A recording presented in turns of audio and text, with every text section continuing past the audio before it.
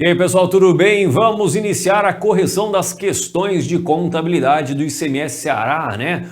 Lembrando que essas questões, elas foram aplicadas na prova de auditor fiscal e também na prova de auditor contábil, né? Ou seja, são as mesmas questões. Bom, só para a gente falar um pouquinho da prova antes de começar os comentários propriamente ditos, lembrando que a regra é que as últimas provas da área fiscal elas têm vindo com nível, elas têm sido aplicadas num nível abaixo de, por exemplo, questões de tribunais de contas, né? O que é bastante curioso. Então, se você pega ICMS Rio Grande do Sul 2019, ICMS Alagoas, ICMS Distrito Federal 2020, o nível das questões aqui da área fiscal estão abaixo do nível das questões da área de controle. Então, se você pega TCDF, se você pega a TCE do Rio, as questões são mais complexas. Isso acabou se confirmando mais uma vez. É óbvio que lá no nosso curso, né, a gente trouxe um conteúdo, né, extenso com conceitos mais básicos de contabilidade e até conceitos mais complexos. A gente tem que se preparar, afinal a banca CESP ela cobra absolutamente tudo, né? Então a gente tem que se preparar. Então essa prova foi exatamente isso. Ela trouxe ali alguns conceitos de contabilidade geral, a maioria das questões são a respeito de contabilidade geral. A gente teve ali algumas questões envolvendo tópicos de contabilidade avançada, ou seja, de pronunciamentos técnicos emitidos pelo CPC. Tivemos ali algumas questões, inclusive literais, né? Bom, obviamente que os gabaritos que a gente vai fornecer aqui são extraoficiais. A gente vai esperar o gabarito preliminar da banca. Se houver algum tipo de divergência, possibilidade de recurso, a gente certamente vai elaborar e ajudar vocês, beleza? Então vamos aqui para a tela para a gente iniciar a nossa correção aos nossos comentários. A primeira questão fala o seguinte: uma empresa com fins lucrativos, prestadora de serviços ao governo do estado do Ceará, contratou no dia 1, né, no dia 1º do último mês, um novo funcionário de relações públicas, com um salário de R$10 mil, mais encargos legais, a ser pago no 5º dia útil, após o mês da prestação de serviços, né? Então o salário ele é pago no mês subsequente, é isso que ele está falando. O salário é de R$10 mil, eu pago esse salário no 5º dia útil do mês subsequente, como acontece, né? Essa é a regra.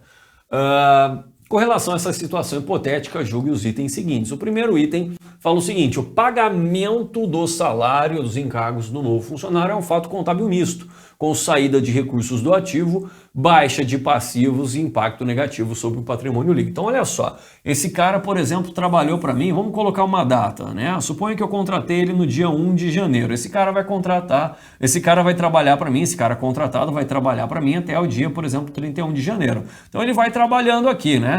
O que acontece? Esse momento aqui, olha, dia 31 de janeiro é o momento onde eu vou realizar a apropriação.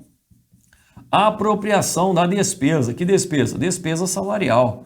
A despesa salarial ocorre aqui no último dia do mês. Suponha que eu pago esse cara aqui no dia 5 de fevereiro, né?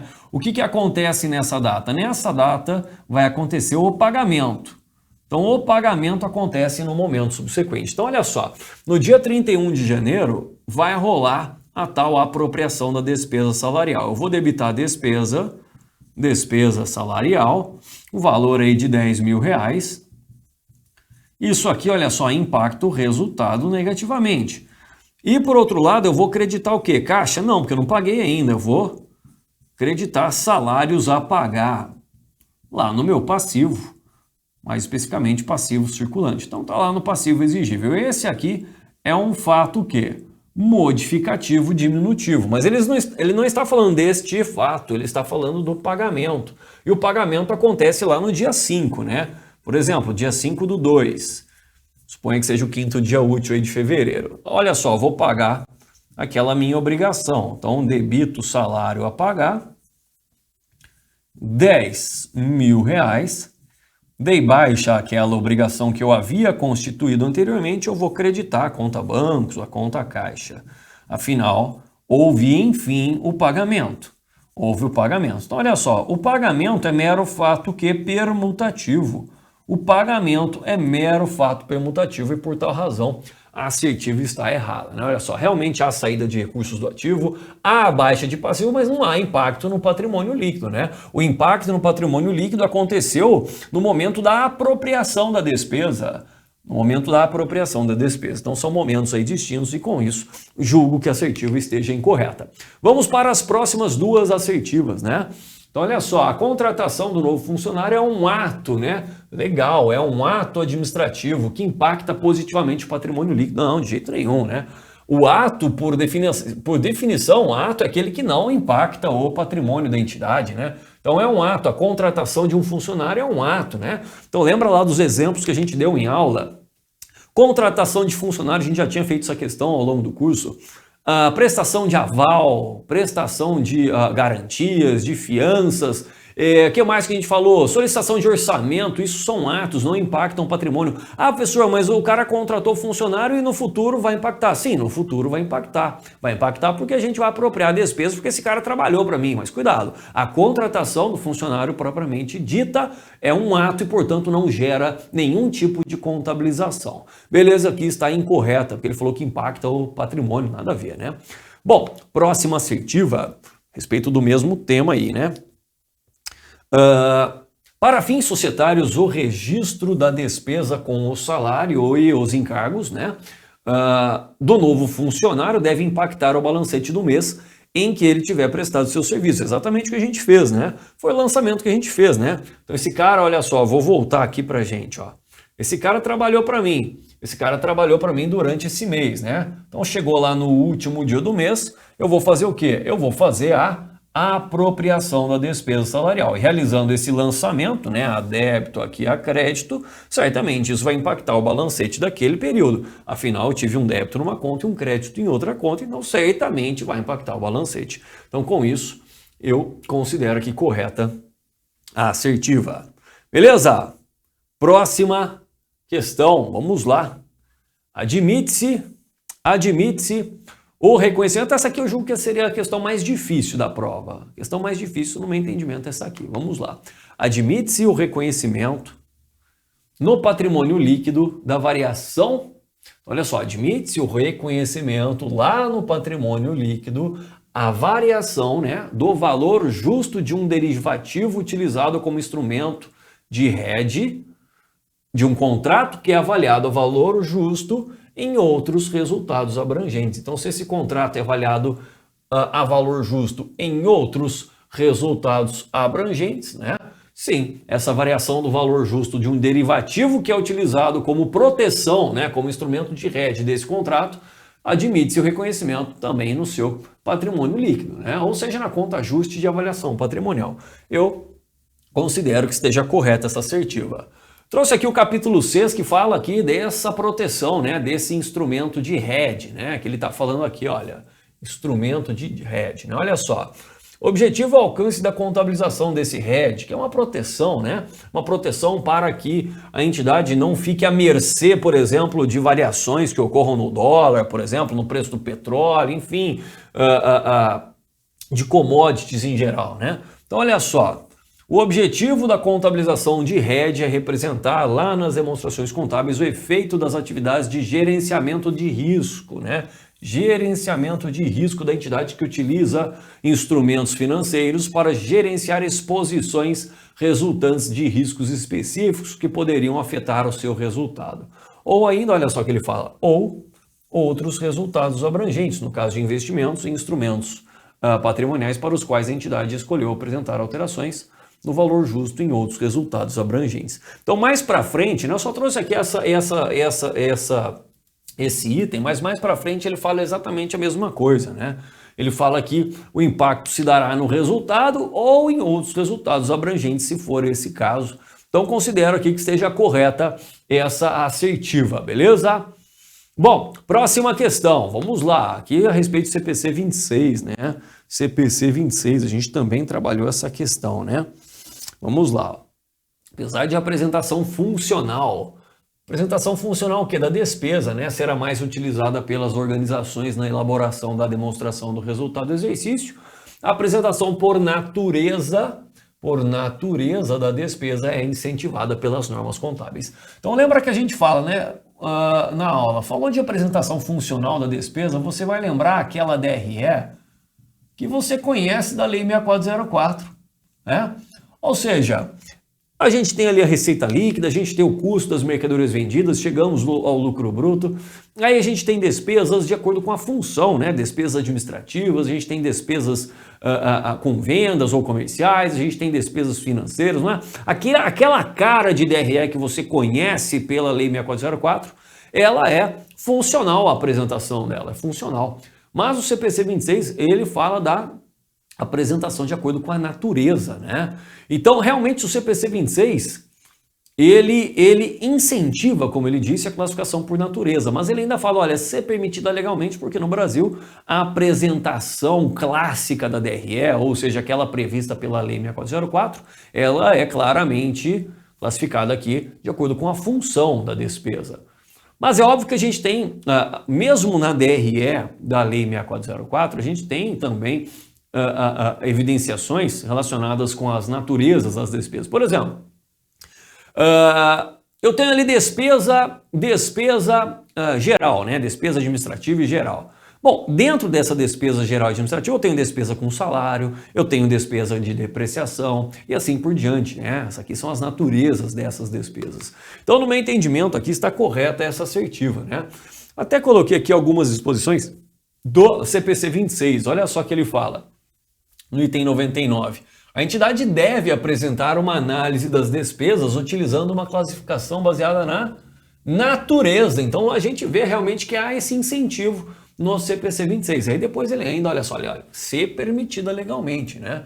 Ou na sua função dentro da entidade, devendo eleger o critério que proporcionar informação confiável e mais relevante. Novamente ele fala, olha, obedecidas às determinações legais, porque conforme a gente viu, a Lei 6404, ela tem claramente ali no artigo 187, que evidencia a estrutura da DRE, uma preferência aqui exatamente pelo método da função. Mas a gente vê que aqui logo no início do item 99 do CPC 26, ele fala, a entidade deve apresentar uma análise das despesas utilizando uma classificação baseada na natureza, ou seja, a gente pode considerar que a assertiva esteja correta. Coloquei aqui mais alguns itens, né, para reforçar esse caminho que eu acabei tomando aqui. As entidades que classificarem os gastos por função, olha só, devem divulgar informação adicional sobre a natureza. Então, mais uma vez aqui, o que o CPC 26 está fazendo? Incentivando a divulgação a respeito da natureza daquelas despesas. E para mim é exatamente isso que a assertiva disse. O item 105, ele fala a mesma coisa, a escolha entre o método da função e o método da natureza depende de fatores históricos e setoriais e natureza da entidade. Ambos proporcionam uma indicação das despesas que podem variar direto ou indiretamente, com o nível de vendas ou de produção da entidade. Dado que cada método de apresentação tem o seu mérito, conforme as características de diferentes tipos de entidade, este pronunciamento estabelece que cabe à administração eleger o método de apresentação mais relevante e confiável, atendidas às exigências legais, ou seja, de novo ele está falando lá, né? Porque o artigo 187 da lei claramente elenca ali o método da função para a apresentação da DRE. Olha lá que ele fala, entretanto, então de novo ele está incentivando, olha, dado que a informação sobre a natureza das despesas é útil ao prever os futuros fluxos de caixa, é exigida a divulgação adicional quando for usada a classificação com base no método da função. Ou seja, ele está claramente aqui incentivando a utilização do método da natureza. E para mim é isso que ele falou, olha só, a apresentação por natureza é a incentivada. Bom, para mim ele está claramente incentivando a utilização do método da natureza, a gente viu isso. Bom, próxima questão, vamos lá. Para fins de elaboração da DFC, né? Demonstração dos fluxos de caixa pelo método indireto, uma redução na conta fornecedores, ou seja, uma redução num passivo operacional, né? Conta fornecedores é um passivo operacional. Ele está falando que essa redução foi em razão de um desconto obtido, ou seja, eu tinha lá 100 mil a pagar, obtive um desconto, agora só tenho 95 a pagar. Ele está falando que deve ser entendido como um fato gerador de caixa, né? Uma geração de caixa. No meu entendimento está errado a assertiva, porque lá no método indireto, uma variação negativa de uma conta operacional do passivo vai demandar um ajuste negativo, lembra? Um ajuste negativo. Então, olha só, isso aqui não seria uma geração, se o ajuste é negativo, não seria um fato gerador de caixa, né? Então, para mim, está errada a assertiva, né? A diminuição de um passivo operacional, então variou negativamente essa conta, o ajuste vai ser negativo e não positivo para a gente falar de fato gerador de caixa, né? Beleza? Professor, mas aqui não há impacto no caixa. É justamente por isso que a gente faz o ajuste, porque não houve impacto no caixa, ou seja, eu debitei fornecedores, eu creditei o quê? Creditei uma receita financeira. Essa receita financeira foi para a DRE. Foi para a DRE, mas não gerou impacto no caixa, só que foi para a DRE e, consequentemente, impactou o cálculo do lucro, né? E no método indireto a gente parte do lucro, a gente parte do resultado e vai fazendo os ajustes. Então fiz os ajustes ali olhando para a DRE por despesas que não tem impacto no caixa, como depreciação, equivalência patrimonial, também retirei eventuais resultados relacionados a outras atividades, como um ganho de capital na venda de um imobilizado, por exemplo. Enfim, olha só, fiz os ajustes olhando para a DRE. O segundo ajuste que eu olho para o balanço patrimonial tem realmente esse intuito, né? De também desconsiderar eventuais receitas ou despesas que não geraram impacto no caixa. Exemplo que eu acabei de dar aqui. Esse desconto gera uma receita financeira que não teve impacto no caixa. Como é que eu faço esse ajuste? Exatamente pela diminuição do meu passivo. Diminuiu o passivo, o ajuste é negativo, ou seja, a receita financeira impactou positivamente o resultado, mas não teve impacto no caixa, por isso que a gente faz um ajuste negativo. Legal, né? Bom, vamos para a próxima questão, né? São mais 3 questões. Ele fala aqui, olha, essa aqui era a respeito de sistemas de inventários, né? Ele fala que independentemente do método de custeio adotado, a regra do custo ou mercado dos dois o menor sempre deve ser aplicada quando se verificar que o estoque pode não ser realizado pelo valor que se esperava. Bom, aqui a gente vai ter que esperar o gabarito, né? A gente vai ter que esperar o gabarito oficial, mas eu julgo que está errado, né? Porque o CPC 16, ele fala o quê? Ele fala que estoques são mensurados realmente pelo menor, né? Realmente pelo menor, é o menor de 2 valores. Lembra quais são os valores? É o menor, ou seja, eu preciso evidenciar os meus estoques pelo menor entre o custo de aquisição, que ele citou na assertiva, e o valor realizável líquido. Realizável líquido. E veja que ele não cita valor realizável líquido, ele cita aqui, olha, valor de mercado, né? Valor de mercado que a gente poderia até adotar como sinônimo de valor justo. Então, para mim, está errado, né? Porque, olha só, um estoque ele é mensurado pelo custo ou valor realizável líquido, quem cita isso é o CPC 16. Por que eu falei que a gente tem que esperar a banca? Porque a Lei 6404, lá no artigo 183, que trata de critérios de avaliação do ativo, inciso 2, ele fala que estoques são mensurados pelo custo ou valor de mercado dos dois, os dois o inferior, né? Dos dois o menor. Então, olha só, essa redação da lei, a gente sempre fala, olha, cuidado com essa redação aqui, ela não é tão legal, a gente leva para a prova as disposições do CPC 16, então por essa razão eu julgo que a assertiva estará errada, tá bom? Porque o CPC 16, ele até explica que valor realizável líquido é uma coisa e valor justo é outra, né? Ele até fala, olha, valor realizável líquido não necessariamente vai ser igual ao valor justo menos as despesas com a venda, ou seja, a gente percebe que são conceitos distintos. Então, por tal razão, eu assinalaria que a assertiva está errada, a gente vai aguardar o posicionamento da banca, mas eu imagino que eles vão considerar incorreta essa assertiva.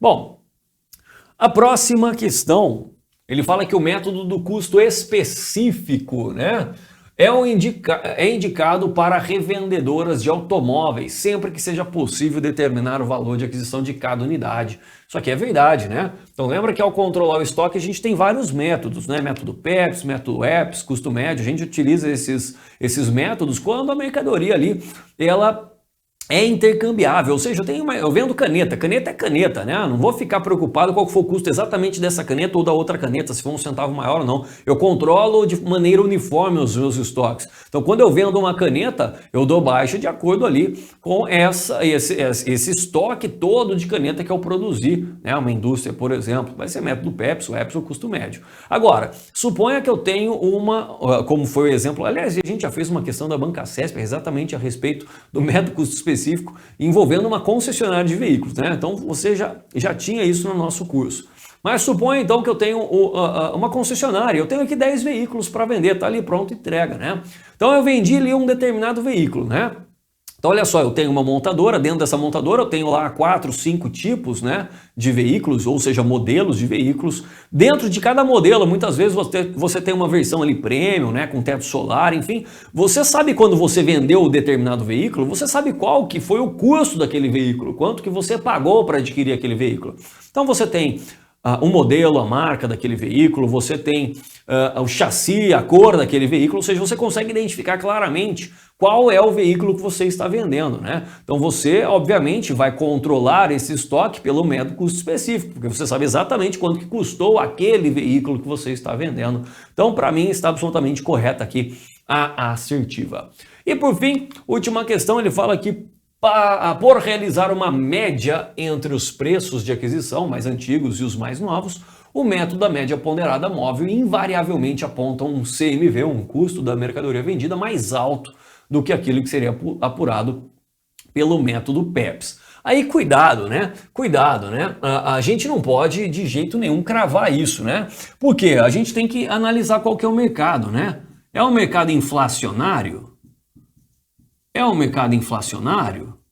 Então, olha só, vamos supor aqui um mercado inflacionário. Olha, eu vendo bola, beleza? Olha, comprei a primeira bola por R$1, segunda bola por R$2 e a terceira bola por R$3, ou seja, a gente percebe que é um mercado inflacionário, há aumento de preços, né? Então vamos analisar aqui, olha, o CMV da venda de uma bola, CMV do método PEPS, olha só, método PEPS, primeira que entra, primeira que sai, o CMV foi R$1, R$1.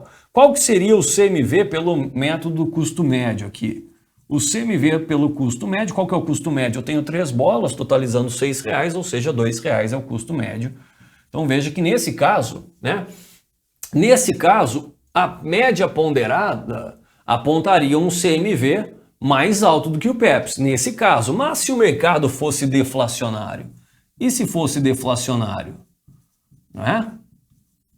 Então, cuidado aí, né? Aliás, a banca, a CESP já tinha cobrado esse tipo de coisa também. Vamos fazer no mercado deflacionário? Como é que seria o mercado deflacionário? Vamos lá, ó. O mercado deflacionário é esse aqui, ó. Comprei uma bola por R$3, depois de um mês comprei a mesma bola por R$2, depois de um mês comprei a mesma bola por R$1.